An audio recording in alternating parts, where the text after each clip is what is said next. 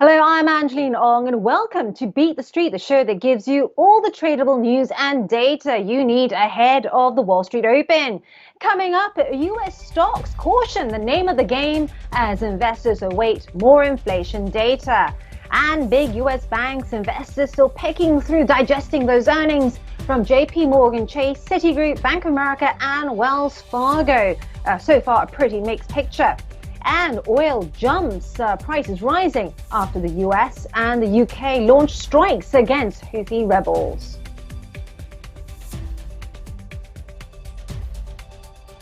Now, good afternoon, I'm Angeline and welcome to this new edition of Beat the Street. Not long now before Wall Street starts trading, let's just have a look to see whether the breaking news is out, and it is bringing up actually the Wall Street there just to see if there's been much reaction at all, and it is climbing slightly higher. It has been said we were looking out for, this is PPI excluding food and energy year on year, a reading of 1.9% for December. We got 1.8%, slightly lower than expected, and a similar picture for the month-on-month figure. However, this does not change the picture much after that hotter than expected CPI figure that we had earlier in the week. And also recently, numbers that suggest the US labor market is still robust. What all this does is that it is dialing market expectations back for a rate cut from the Fed.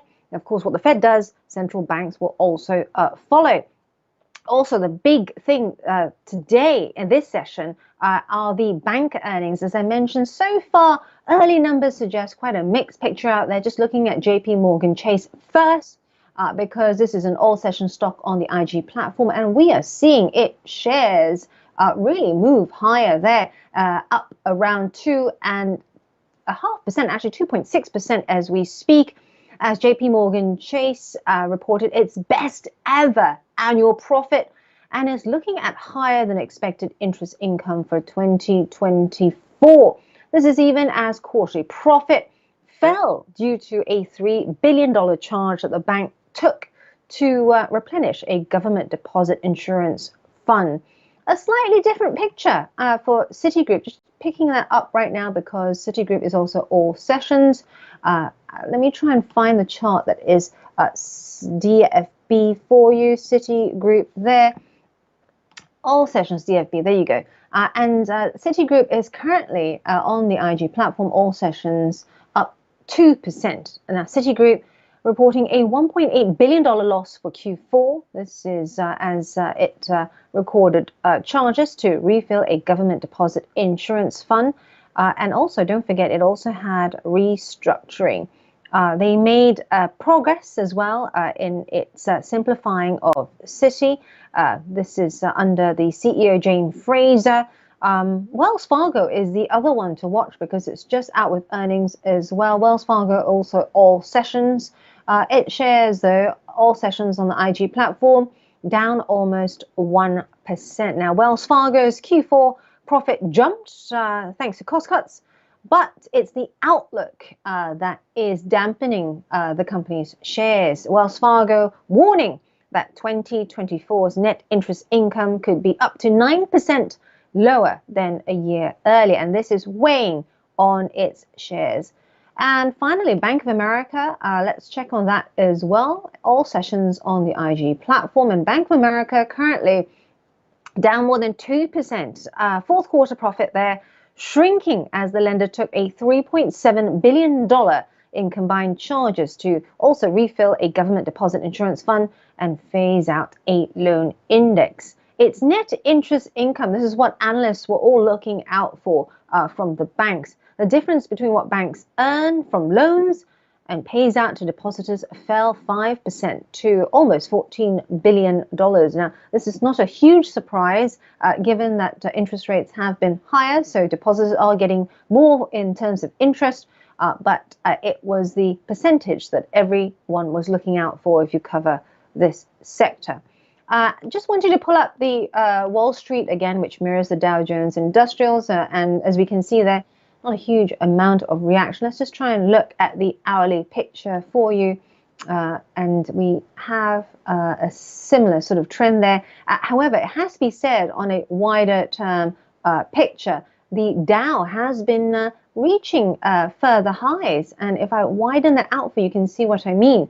And as you can see here, we are seeing this sort of spiral like a coiled spring. If I show you the weekly chart here, that shows that it is starting to break through some resistance, key resistance points to look at. Axel Rudolph from IG has more on what the technicals are showing. Yes, Angeline, the Dow Jones Industrial Average looks really, really interesting because it's very close to its all-time record high made back in, well, actually, it was the beginning of January, around 37,816, as you can see here.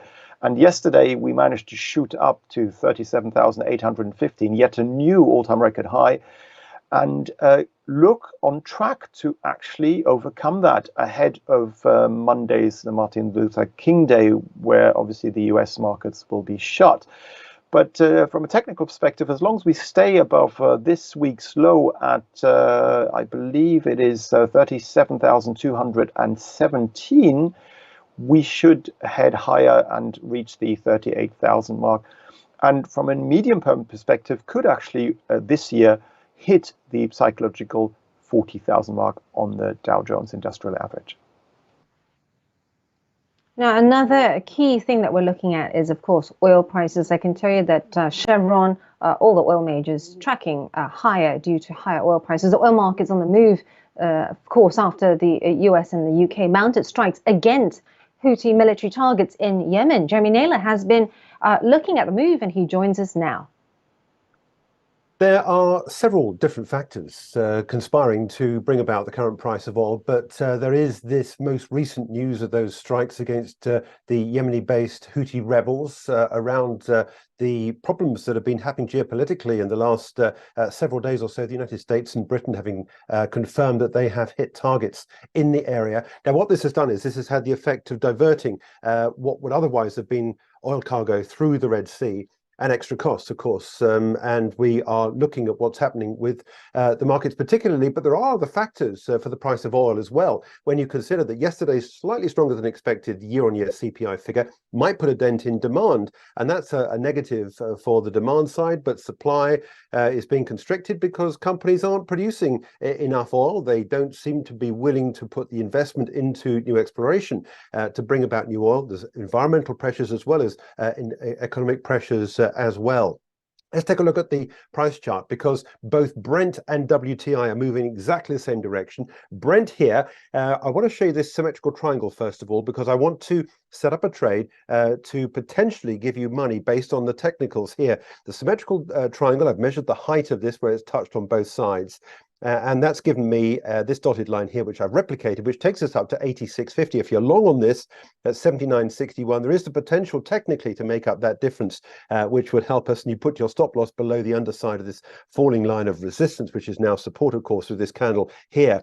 But in addition to that, I've also drawn on here this Elliott wave, the 5-wave impulse is now being met with a reactive wave, which has come up here, which I can show you 1, 2, and now potentially 3. And that, I think, would therefore confirm that price point at 86.50. So you've got two big, strong technicals which give you that. Then ultimately, of course, what happens with an Elliott wave is then you get the big move down, which would then be another 5-wave move lower, and that would take us on well down. Where that goes remains to be seen, but I'm only concerned with the immediate aftermath of what's happening technically here.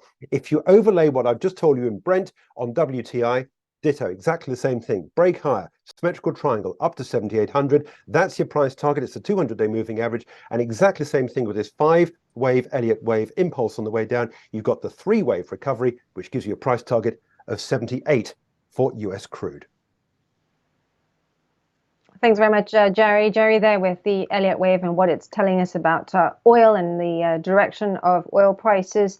Just checking on Chevron for you because it is all sessions on the IG platform. And as I mentioned earlier, as oil prices climb, Chevron all sessions is up 2/3 of 1%.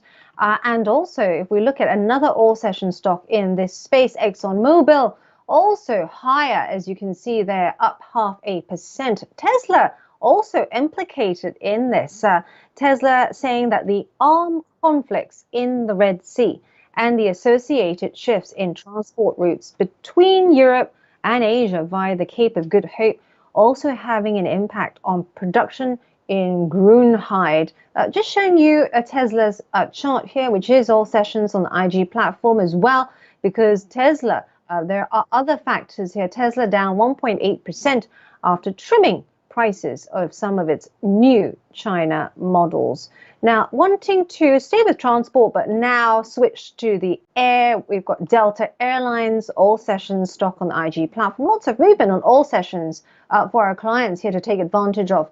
Down 4.8%, almost 5% after the carrier brought down its profit outlook for the current year. Delta blaming supply chain issues and macroeconomic uncertainties.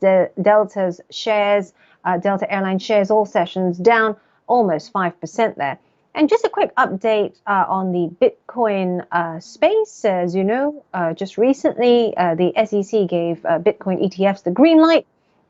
What this means is the low fees by issuers have sparked a race for market share.